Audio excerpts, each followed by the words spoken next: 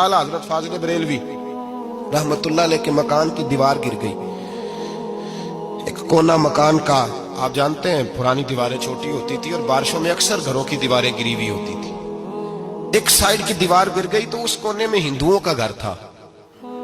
अब मिस्त्री साहब रात को आए, उनसे बात हुई तो कहने लगे सवेरे काम शुरू करूंगा। कहा एक दो साहब ने कि हिंदुओं का घर साथ है और वो दुश्मन भी बड़े ज्यादा है, तो रात को ही हो जाए।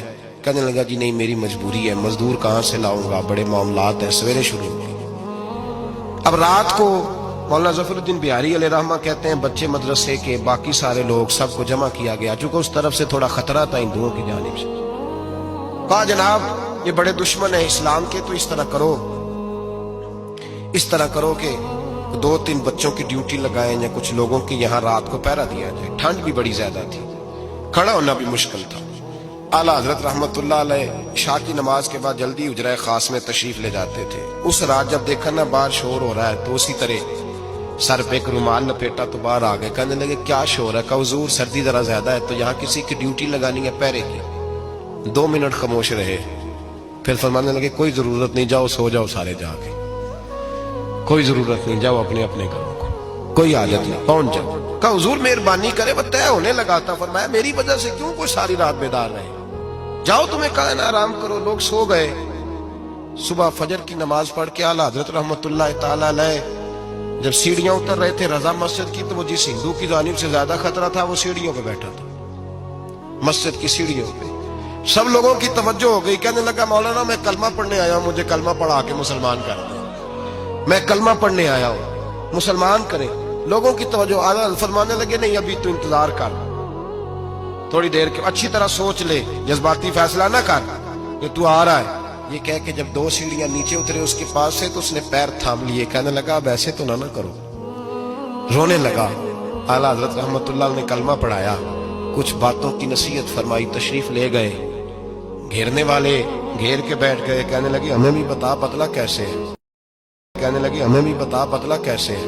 कहने लगा दीवार गिर गई, आधी रात के वक्त, आधी रात तक इंतजार करता रहा, पहरेदार कोई नहीं, तो 2 तलवारें लेकर जब मैं इनके मकान की जानिब बढ़ा, मैंने कहा आज गर्दन काटूंगा और काट करके निकलूंगा। कहता है जब मैं करीब आया तो 2 शेर खड़े थे, ऊपर से पलट के आया तो फिर खड़े थे, इधर से पलट के आया तो फिर खड़े थे। फरमाते हैं मैं 2 घंटे के बाद आया तो फिर पलट के खड़े थे, मैं फिर 1 घंटे के बाद आया, शहरी का वक्त हो गया तो फिर पलट के खड़े थे। अब मैं डर के भागा।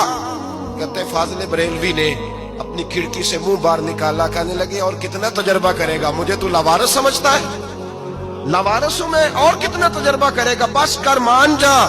मैंने कहा हुजूर ये कौन है, मुझे बताइए तो सही ये कौन है। तो कहने लगे मैंने सारी जिंदगी रसूलुल्लाह की अजमत का दिफा किया है, सारी जिंदगी गौसे आजम के नारे लगाए हैं, अभी तो ये मदद सिर्फ गौस पाक जिलानी की भेजी हुई है, अभी तो गौसे आजम की भेजी हुई मदद है, मौला अली अभी पीछे हैं, 2 जहां के महबूब अभी इससे पीछे हैं, वो तो अभी पीछे हैं, पीछे खड़े हैं कि जरूरत पड़ी तो हम भी तैयार बैठे हैं। ओ भाई आज रिवाज हो गया, रिवाज। मैंने 2-4 दिन पहले भी कहा था, लोग कहते नहीं कोई नहीं जरूरत, सामने सारा कुछ नजर आ रहा है। ओ खुदा के बंदो याद रखो, निस्बत है बड़ी चीज, जाने तगो दो में। अगर किसी को निस्बत मुयस्सर आ गई ना, निस्बत, खाली दामन ही मिल गया, तेरे हाथ में कुछ है तो होनी चाहिए ना, खाली दामन ही तुझे किसी का मुयस्सर आ गया तो तू बच गया। अपनी निस्बतों की हिफाजत करें, इनको मजबूत करें, इन पर मेहनत करें, इन पर तवज्जो रखें।